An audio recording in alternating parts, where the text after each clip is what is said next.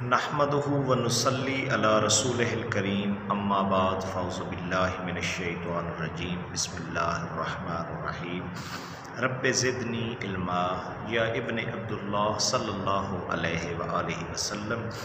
अस्सलामु अलैकुम व रहमतुल्लाहि व बरकातुहू।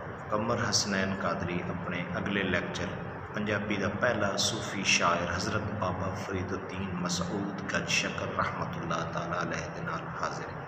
सारे दोस्तों अर्ज़ है मेरा चैनल सच्चा रंग सबसक्राइब फरमाओ, बेल आइकॉन टच करो ताकि हर लेक्चर हासिल कर सको। आगाज़ करते हैं पंजाबी का पहला सूफ़ी शायर। अव्वल शेख फरीद शकरगंज आरिफ अहल विलायत।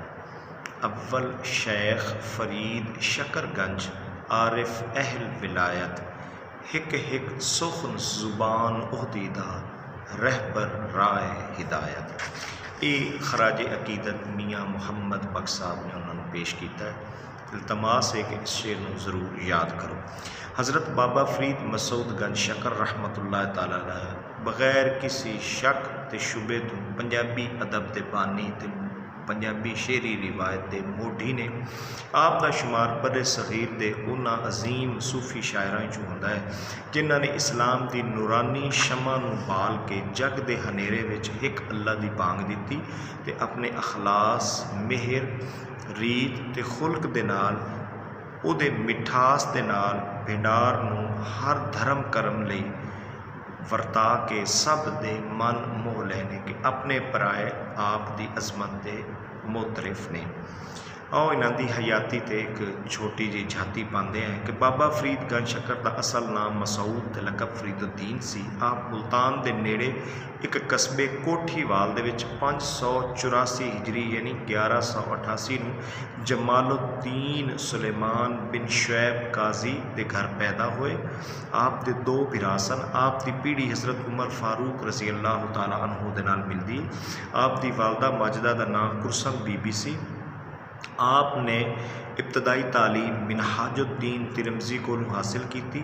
जदों के आप तफसीर नाफे का मुतालिया कर रहे सन, आपकी मुलाकात ख्वाजा बख्तियार काकी अलहरामा दे नाल हुई और उन्हां दी बैत करके आप सूफिया के मशहूर सिलसिले चिश्तिया के अंदर शामिल हो गए। इल्म की प्यास बुझावन लई आपने कई सफ़र किए, जिमें आपने बगदाद जाके शहाबुद्दीन सोहरवर्दी, सादुद्दीन हमवी, उहदुद्दीन किरमानी, ईरान दे विच फरीदुद्दीन अत्तार निशापुरी, शेख सैफुद्दीन हज़रवी, शेख बहाउद्दीन ज़िक्रिया मुल्तानी को भी फैज़ पाया।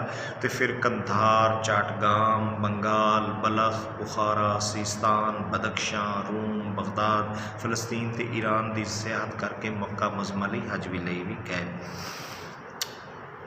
आप बड़े सादा और अच्छे अखलाक वाले सन, बड़े नफ्स दे मुजाहदा करते सन, बड़े मुत्तकी और परहेजगार सन, अंदरों बारों इको जै सन, फनाफिर रसूल के दर्जे ते पहुँचे सन। आप ते गंज शकर होने के बारे 3 रिवायत ने। एक तो यह है कि आपकी माँ ने आप नमाज की आदत पाने लई मुसल्ले हेठ शक्कर रख देंदियां सन। एक दिन शक्कर रखनियां भुल गई। जदों नमाज पढ़ रहे सन, वालदा ने दुआ की तो अल्लाह ताला उन्होंने मुसल्ला चुकया, थल्लों शक्कर मिल आई। दूजा ये कि कुछ सौदागर उठा तो शक्कर लैके जाते सन। आपने पूछा कि उन्होंने कहा लूण है। आपने फरमाया लूण है तो फिर लूण ही होगा, लूण ही बदल गया। बाद उन्होंने माफ़ी मंगी, आपने दुआ फरमाई तो अल्लाह ताला ने उस लूण फिर शक्कर बदल दिता। तीजा है कि एक दिन आप रोज़ा खोलने लिए अपने मट्टी का रोड़ा कंकर यानी मूँह च पाया तो वह शक्कर बन गया। इस तो बाद आपको गंज शकर का लकब मिल गया।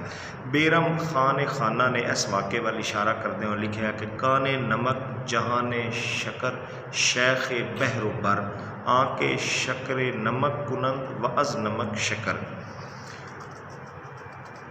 आपने अजूदन के अंदर आके मुर्शिद की वफात तो बाद जोड़ा कि हम मौजूदा पाकपतन का एरिया है, सांदल बार, नीली बार, गंजी बार, इस इलाके के मुख्तलिफ कौमां सयाल, विरक, वड़ाए, चीमे, वरिया, टिवाणे, गोंदल, जब, रांझा, घीबा, खेड़ा, हिराज वगैरह के अंदर इस्लाम की शक्कर वंडी तो उम्र के 24 साल तक ये वटाते रहे। 679 हिजरी यानी 7 मई 1280 ईस्वी में आपने दुनिया तो पर्दा फरमाया। आप का मज़ार इत्थे ही है जिथे कि 5 to 10 मुहर्रम तक उर्स बड़ी धूमधाम नाल मनाया जाता और इत्थे बहश्ती दरवाज़ा भी खुलता है। आप दे मज़ार की तामीर सुल्तान गयासुद्दीन बलबन ने करवाई, जिहड़ी कि हज़रत महबूब इलाही निज़ामुद्दीन औलिया जिहड़े आप दे मशहूर खलीफा सन उन्हां दी निगरानी च मुकम्मल। आपने 3 विआह कीते सन और उन्हां चों मुख्तलिफ आप दी औलादां सन। आपने 4 चुफेरे इस्लाम का चानन फैलाया और आपके बड़े मशहूर मुरीदा ते खलीफियां चो निज़ामुद्दीन औलिया, बदरुद्दीन इसहाक, अलाउद्दीन साबिर कलियरी, इमामुल हक सियालकोटी, जमालुद्दीन हासवी ते अलाउद्दीन मौज दरिया ने। बाबा फरीद होरां दियां 3 किताबां ने राहतुल कुलूब ये इरशादात ने जिहड़े निज़ामुद्दीन औलिया ने सुन के मुरतब कीते। इसरार औलिया ये शेख बदरुद्दीन इसहाक ने मुरतब किए। फवायदुस सालिकीन ये मलफूजात ने जिहड़े आपने खुद मुरतब किए अपने मुर्शिद हज़रत बख्तियार काकी रहमतुल्लाह अलैह। चौथे ने शलोक बाबा फरीद के बैत ये शलोक दे नाम नाल मशहूर है, जिहड़े आप दे गद्दी नशीन शेख इब्राहिम सानी की इजाज़त के नाल 1604 ईस्वी विच 112 शलोक ते 4 शुद्ध गुरु अर्जन ने अपनी सिखां की किताब आदि ग्रंथ दे विच मुरतब किए। ऑब्जेक्टिव आंदा है कि किहड़ी किताब दे विच सिखां दी 2 खुद हिस्से ने, आदि ग्रंथ और दसम ग्रंथ। आप दे शलोक ने 112 शलोक आदि ग्रंथ दे विच ने। और बाबा जी ने मुख्तलिफ जुबाना के अंदर शायरी की। आपने अरबी ते भी अबूर सी, फारसी ते भी अबूर सी।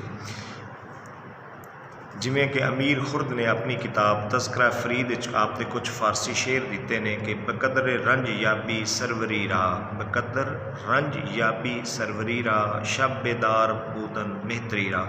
आपने हांसी बोल भी शेर कह और उर्दू की इब्तदाई नशो नुमा नामी किताब विच कुछ आप दे उर्दू अशार का भी जिक्र है, जिमें कि इश्क का रमूज न्यारा है, जुज़ मदद पीर के ना चारा है। बाबा फरीद की शायरी ते तबसरा करदे होए डॉक्टर गुफरान सैयद ने अपनी किताब क्लासिकी अदब विच लिखिया है कि इन्हां दी इल्मी काबलियत का इतराफ़ ख्वाजा मोइनुद्दीन चिश्ती अजमेरी होरां भी कीता है। बाबा जी ने फारसी ते उर्दू विच भी शेर आखे ने जिन्हां विच मुहब्बत इलाही, मखलूक नाल प्यार, आजी ते दरवेशाना झलकां मारदा है। इन्हां शेरां नूं पढ़ के मालूम होंदा है कि बाबा जी इबादत, रियाजत ते जगराते दे नाल नाल अल्लाह दी याद नालों खुदा दी मखलूक नाल प्यार नूं वध समझदे सन। बाबा फरीद दे शलोक हुण असीं लिखांगे कि बाबा फरीद दे शलोक की होंदे ने। शलोक दे मानी ने बादशाह दे जहान, इस नूं प्राकृत विच गाथा, उपभ्रंश विच दोहा ते संस्कृत विच शलोक कहंदे ने।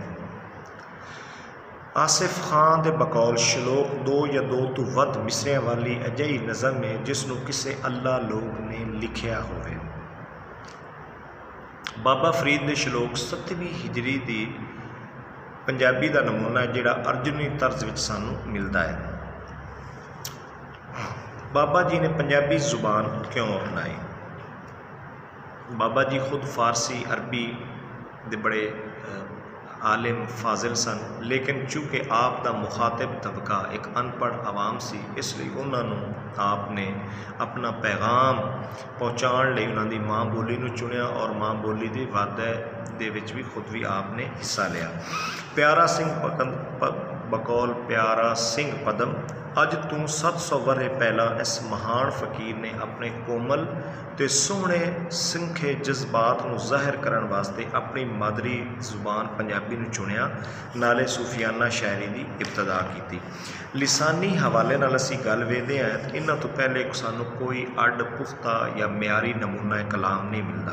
जिहड़ा सानू कुछ कलाम मिलता है कुछ गुरुआं दा है, कुछ संतां दा है, तो अज की जुबान नालों वधेरा मुख्तलिफ है तो बड़ा ही औखा है और है भी बुरज पिछामणी दे विच। जद कि बाबा फरीद ने जिहड़ी जुबान वरती है वो बड़ी आसान है तो आम फहम है, इस वजह तो इन्हों पंजाबी जुबान का मोटी शायर कहा जाता है। आप तो पहले जिहड़े कुछ चरपट नाथ गोरखनाथ ने उन्होंने कलाम तो कई समझ नहीं आता, जिमें कि चरपट नाथ के कलाम की एक विंगी वेखो जिहड़ी कि मोहन सिंह दीवाना ने पंजाबी अदब की मुख्तसर तारीख दी है कि एक लाल पटा एक सेत पटा एक तलक जनियो लमक जटा, एक लाल पटा एक सेत पटा एक तलक जनियो लमक जटा, जब नहीं उल्टी प्राण घटा तब चरपट बोले पेट नटा। इंजे जिमें हाजी बाबा रतन साहब कहते ने रूपा मुहम्मद सोना खुदाई दोहां विच दुनिया होता खाई, हाजी रतन बाबा ऐसे कही हिमते न्यारा नाही। हाजी रतन दे इस श्लोक के अंदर मुहांदरा अप भ्रंश ते बरज भाषा वर्गा है, जबकि बाबा फरीद के श्लोक इस तू अड अरबी ते फारसी वाल रागे विखाली देंदे ने ते इंज जापदा है जिवें पंजाबी जुबान का एक नवा दौर शुरू हो गया। आओ बाबा फरीद के श्लोक का वीरवा करते हैं। बकौल प्यारा सिंह पदम बाबा फरीद का कलाम पंजाबी रूहानियत की पुरानी पर यादगार पवित्र निशानी है। इस दरवेश बाबे की जुबानी पंजाब की भाषा नव्या सुरां विच बोलदी विखाली देंदी सुनाई देंदी। महात्मा बुद्ध का सच्चा करैक्टर, बाबे गोरख का तिप त्याग, हज़रत मुहम्मद सल्लल्लाहु अलैहि वसल्लम का सबर संतोख ते भारती ढंग की प्रेम भगती इसकी असल बुनियाद है। सब तू वड्डी खूबी वाली गल ये पई ये बंदगी ये फकीरी ये ज्ञान ते ये तालीम पंजाबी रंग ढंग विच उगड़वी ते अपनी नवेकली झलक दिखा देंदी है। ते बाबा जी की बानी एक अजिहा सांझा सनेहा है, एक अजिहा स्नेहा है जो एक नहायत मिठा इंसान दूजे इंसानों को दे रहा है। तो इस शैख को सारी इस्लामी दुनिया मजहबी रहनुमा मन के पूजती है। जे इस कौल को याद करके लिख लो तो इंशाअल्लाह बड़ा ही खूबसूरत तुहाडा असर पवेगा मुमतहिन के सामने। बाबा जी के श्लोक का जो जायज़ा लेंदे हैं तो इहदियां सानूं कुछ 3 परतां विच असीं वेखांगे। तसव्वुफ विच अखलाकियात ते फनी खूबियां दे सब तो पहले कि तसव्वुफ मन की पाकीज़गी का नाम है। हज़रत शेख हज़री रहमतुल्लाह अलैह फरमाते हैं नफ्स की पाकीज़गी ते अखलाक का नाम तसव्वुफ है। हज़रत इमाम कुशैरी के बकौल बातिन की तामीर इसलाह ते अखलाक की तहारत का नाम तसव्वुफ है। जदों ये पता चलता है तो फिर सानू मालूम होता है कि सब तो पहले जदों असीं इहदे विच सानू मुर्शिद की एक रहनुमा की एक मैंटोर की एक टीचर की एक गाइड की एक कोच की सानू लोड़ होंदी। तसव्वुफ की इब्तदा ही मुर्शिद के तसव्वुर तो होंदी, क्योंकि खुद कुरान के अंदर सूरा अल मायदा आयत 35 अल्लाह ताला फरमाते हैं वब्तगू इलैहिल वसीला, मेरे वल अपड़न लई कोई वसीला पकड़ो। और हदीस शरीफ चाहता है फमल्ला शेख लहू फशैखा शैतान, जिदा कोई मुर्शद नहीं वह मुर्शद ही शैतान। इससे चूँकि इतनी अहमियत है इस वास्ते सूफ़ी शायरा ने इहदे जोर पाया है। हज़रत सुल्तान बाहू रहमतुल्लाह ताला अलैह भी फरमाते हैं कि जाग बिना ना दुध जमदे बाहू भावें लाल होवन कड़ कड़ के हो। तो बाबे वारिस शाह ने लिखा कि बिना मुर्शदा राह ना हथ आवे दुध बाज न रिचदी खीर साईं। बाबा जी खुद हज़रत बख्तियार काकी दे बैत हो के फना फिल मुर्शिद तो निकल के फिर फरार फिल रसूल के मंजिल ते पहुँचे सन। इसलिए वो खुद फरमाते हैं कि कामिल रहबर की खोज करो जिहड़ी फिर तुहानूं अल्लाह नाल मिलावे। कि फरीदा भूम रंगावली मुंजू सूला बाग, फरीदा भूम रंगावली मुंजू सूला बाग, जो बिन पीर नवाजिया तिन्हा आँच न लाग। फिर अगे वो कहते हैं कि तुसी अपनी मन की पहचान करो, कि मुर्शिद तुहानूं मन की पहचान करांदा है कि कौन है। मन आरफा नफ्सहू फ़कद आरफा रब्बहू, जै अपने आप नूं जान लिया उन्हें रब नूं जान लिया। इसलिए वो फरमाते हैं कि फरीदा जंगल जंगल क्या भवें वण कंडा मोड़े, वसे रब हया लिए जंगल क्या ढूंढे। कि रब तो तेरे शाह रखते नेड़े तो जंगलों च किवें घुमदा है। अगला तसव्वुर फिर सूफिया देंदे ने वहदतुल वजूद दा। नाहनु अकरब वफ़ी अनफुसिकुम हमाओस, इस सूफियाना शायरी का मरकजी तसव्वुर ने। कि इब्ने अरबी कहते हैं कि हकीकत विच कायनात शीशियां का एक सिलसिला है जिन्हां विच ये हकायक मुनअकस होंदे ने। बाबा फरीद दे भी कई श्लोक वहदतुल वजूद की आगाही देंदे ने। वहदतुल वजूद और वहदतुल शहूद दो तसव्वुर ने। वहदतुल वजूद दे बानी इब्ने अरबी ने और वहदतुल शहूद दे शेख सरहंदी ने मुजद्दिद अलिफसानी वहदतुल वजूद है कि कतरा समंदर दे विच मिलिया तो समंदर ही हो गया।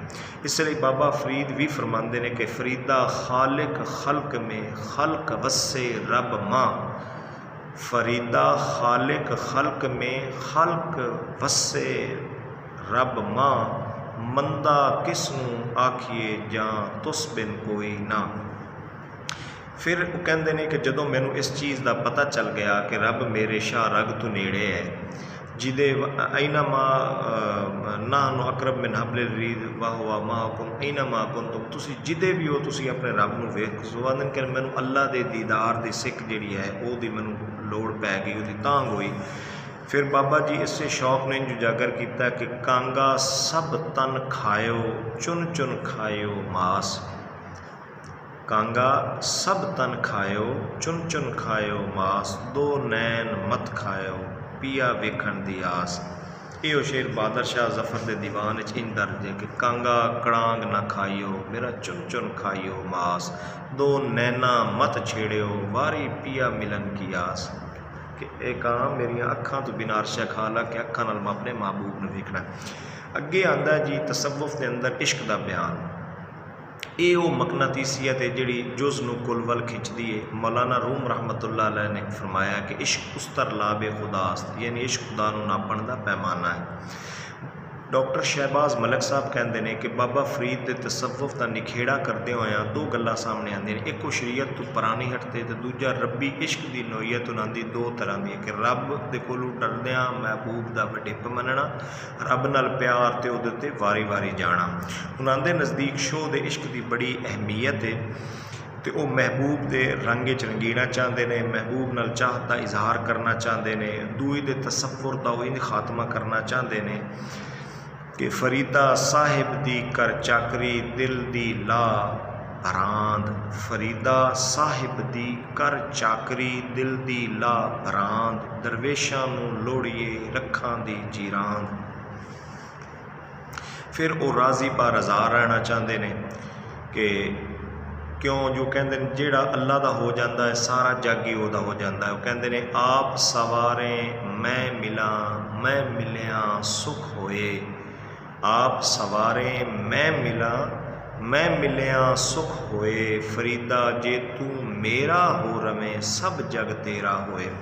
अगे आके वो दरवेशी की औकड़ां का भी जिक्र करते हैं कि ये बड़ियां तकलीफ़ां दुख दर्द हिजर कंडे ये सारे जालने पैंदे ने, सीने ते फिराक की जिहड़ी है मूंग वो दलनी पैंदी है, बदन तंदूर वांगू तप जाता है तो हड्डियां बालन वांगर बदलदियां ने तां जाके अल्लाह का दीदार होंदा है। तन तपे तंदूर जूं बालन हड बलन, पैरी थक्का सिरी जला जे मोरी परी मिलन।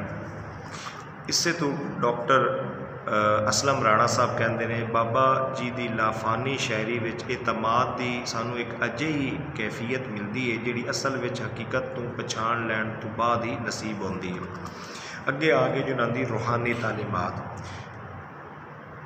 बाबा जी दे उत्ते ना तो हिंदू मत का असर सी, ना बुद्ध मत का असर सी, ना विदानियत का असर सी, ना ईसाईयत की रहबानियत का असर सी, ना भगती तहरीकों का असर सी, सगों उन्हों का अखलाक सच्चाई तो हकीकत जो कुछ उन्होंने पाया है वो इस्लाम तो ही पाया है। इसे तो उन्होंने सानू थों थों उन्होंने शायरी सानू इस्लामी अकीदियां का इजहार मिलता है, जिमें कि रब की याद। बाबा जी होरी दसिया है भी वो लोग जहन्नम का बालन बनते हैं जेड़े अपने मालिक हकीकी नूं भुल जाते हैं। उन्होंने बंदे नूं चाहिदा है कि साह साह नाल अपने रब नूं याद रखे। वो फरमाते ने फरीदा पिछली रात ना जाग्यो जूंदड़ियों मोयो, फरीदा पिछली रात ना जाग्यो जूंदड़ियों मोयो, जे तैं रब विसारिया तां रब ना विसारियो। इसलिए वो कहते हैं कि फिर उस सरताज नेकियां दे इमाम सब तो वड्डी इबादत जिहदा कुरान 730 बार जिक्र आया वा अकीमुस्सलात वातु ज़कात वरकऊ मर्राकीन, जिहड़ी नमाज मोमिन दी मिराज है, दीन दा सुकून है, मोमिन ते काफिर दरम्यान फ़र्क दा नखेड़ा है, हशर वाले दिन जिहदा सब तो पहले जिक्र होना है। ये बारे वो फरमाते हैं कि फरीदा बेनमाज़िया कुत्तिया ए ना भली रीत, कदे चल ना आयो पंजे वक्त मसीत, उठ फरीदा सुत्या ते झाड़ू दे मसीत, तू सुता रब जागदा तेरी टाढे नाल प्रीत, उठ फरीदा वज़ू साज सुबह नमाज गुजार, जो सिर साईं ना निवे सो सिर कप उतार। इंजे बाबा फरीद ने दुनिया की बेसबाती का जिक्र किया है कि एक पानी का बुलबुला है, कुल्लो मन अलैहा फान, हर शा मिट जाना। ये लिए फरमाते ने फरीदा कोठे मंडप माड़ियाँ उसारदे ही गए, कूड़ा सौदा कर गए ते गोरी जा पै, ओ वेख फरीदा ढेरियाँ जिन्हां ते कख पै, उधरों नहीं कोई आया ते इधरों लख गए।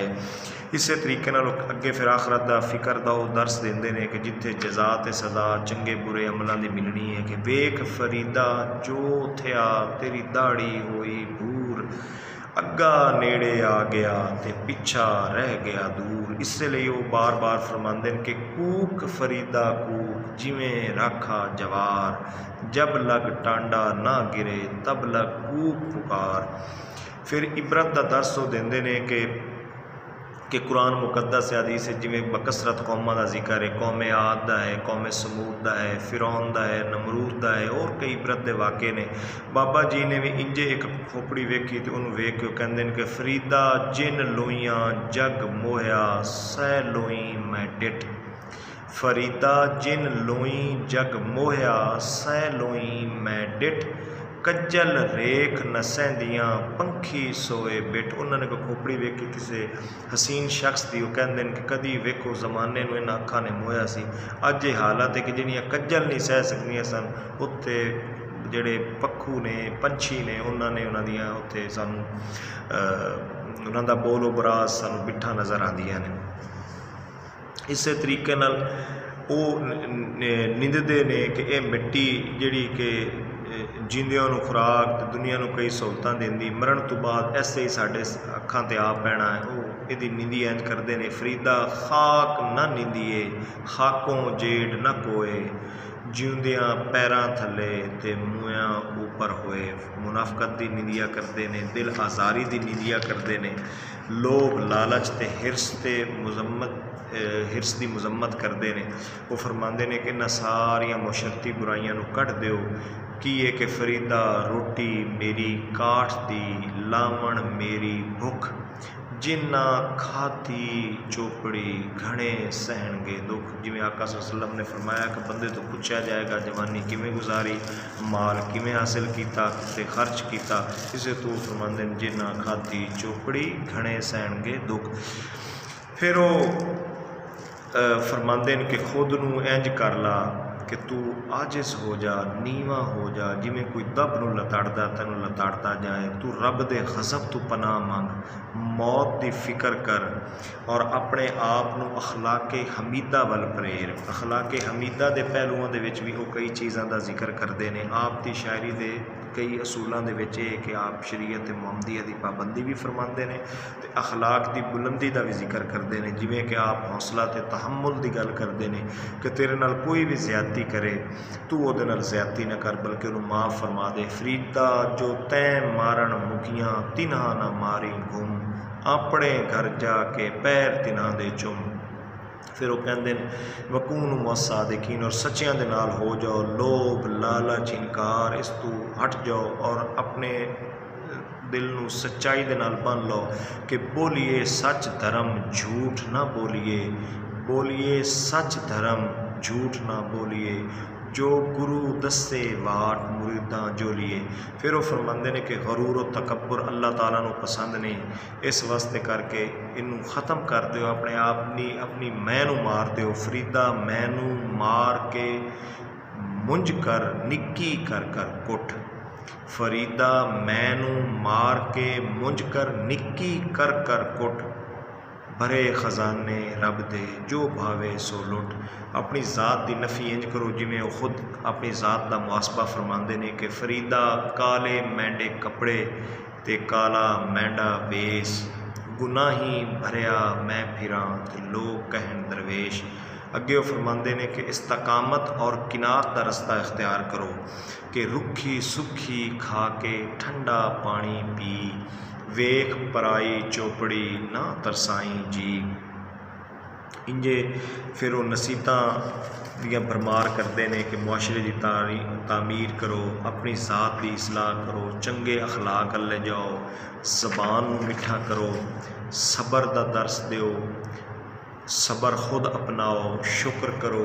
फिर एक एहतसाब का दर्स देंदे ने कि फरीदा जे तू अकल लतीफ़ है काले लिख ना लेख, अपने गिरेबान में सर नीमा करके देख।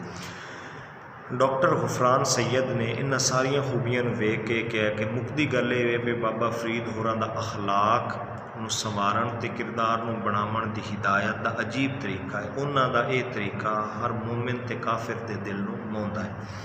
हुण वेंदे आ बाबा फरीद ने जिहड़े शलोक लिखे ने उन्हां दी फनी खूबी की है। बाबा फरीद दी खूबी इल्मे बयान ते इल्मे बदी तू जानू होना भी है। ये दफ्तर के दफ्तर तैयार हो सकते हैं, लम्मी तो लम्मी गल हो सकती है। आओ कुछ दियाँ मिसालां में दें। वज़न ते बहर बाबा जी ने कई औज़ान वरत के जिथे मौजूनीयत ते तासीर पैदा की उत्थे हिंदुस्तान के राज मात्रियां ते अरबी बहरां के निज़ामां दी खूबियां भी शामिल किया है। एक ग्रंथ विच वज़न ते बहर तो खाली ने। इहदी वजह गोर मुखी लिपि जिहड़ी है यानी उहदा रस्मुल खाते उहदे विच सीन स्वाद ते से दियां रलदियां मिलदियां आवाज़ां लई इक्को किस्म की अलामत की वरतों है, जबकि ये मुकाबले विच फारसी रस्मुल खत बिल्कुल मुकम्मल है। लिहाजा जदों असीं इहनूं अपने फारसी रस्मुल खत पढ़ते हैं बाबा फरीद के शलोक नूं ते मात्रियां के निज़ाम उत्ते और अरबी बहरा इल्मे अरूज के उत्ते पूरा उतरता है, जबकि गोर मुखी विच नहीं उतरता। उसकी वजह दस दी गई है। इनू अलुथण वेले बकौल डॉक्टर मोहन सिंह दीवाना कुछ घपले हुए होंगे, क्योंकि बाबा फरीद जैसे शख्सियत कभी बेवजन शेर नहीं कह सकती। आओ इन्हां दी पहली खूबी है कि तशबीह ते इस्तारा। वेखण नूं कलाम सादा ते आम है, मगर बाबा जी ने कलाम विच वन सवनियां तशबीहां वरत के अपने कलाम नूं खूबसूरत बनाने का जतन किया है। और उन्होंने ये तशबीहां अपने वसेब विचों लईआं ने कि कद्दी उत्ते रखड़ा, कचरक बन्ने धीर, फरीदा कच्चे भांडे रखिए, कचरक ताई नीर। इत्थे इंसान नूं वगदे पानी दे कंढे उत्ते खलोते रुख ते वगदी नदी नूं उम्र नाल तशबीह दी है। इंज ही उन्होंने जंगल, नदियाँ, उच्चे टिब्बे, कणक, कूंजा, शक्कर, गुड़, माझा, दुध, दाड़ी ते पग वर्गियां तशबीहां अपने हिंदुस्तानी धरती के समाज विचों लईआं ने। तशबीह तो वक्त इस्तारे की कई खूबियां भी उन्होंने वरतियां ने।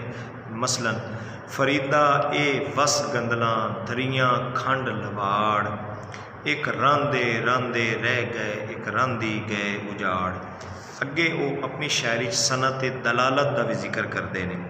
बयान के इल्म विच एक चीज़ जो दूजी चीज़ का पता देवे जिसका पहला पता ना होवे उन्होंने सनत दलालत कहा जाता है। जिमें कि यह श्लोक वेखो, फरीदा दर दरवेशी गाखड़ी, चलना दुनिया बद, बन उठाई पोटली कित्थे वंजा गत। दरवेशी की पोटली दलालत करन ते उन जिम्मेदारियां मदलूल के तौर पर इत्थे वरत्या। अगे जी मजाज मुरसल, लफ्ज़ नूं उतले मानिया तो ज़रा इक्को डूंघे मानिया विच वरतीए तो यह मजाज मुरसल है। इस सनत का भी बाबा जी ने सोहना इस्तेमाल किया है कि फरीदा रब खजूरी पक्कियां माखियों नहीं धन, जिमें जिमें वंजे धेड़ा सो उम्र हथ पवन।